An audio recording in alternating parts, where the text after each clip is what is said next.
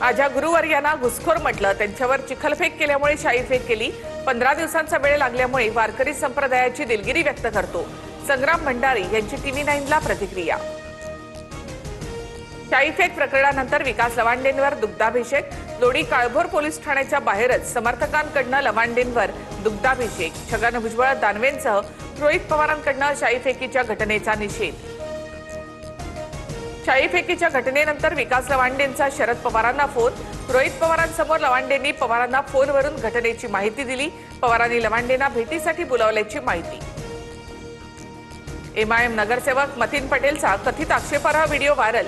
महिलांचे अश्लील video record करून ब्लॅकमेल करत असल्याची माहिती. निदा खानला आसरा देण्याच्या आरोपात मतीन पटेल याच्यावर गुन्हा दाखल.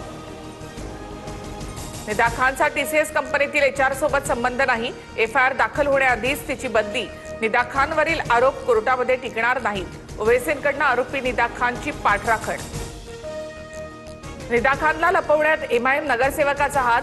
धर्मांतरण रॅकेटमध्ये अजून कोणी सहभागी आहे का, सर्व तपासलं जाणार. मुख्यमंत्री फडणवीसांची माहिती. तर एमआयएमचा हात असल्यास पोलीस काय करत होते, अंबादास दानवे यांचा सवाल.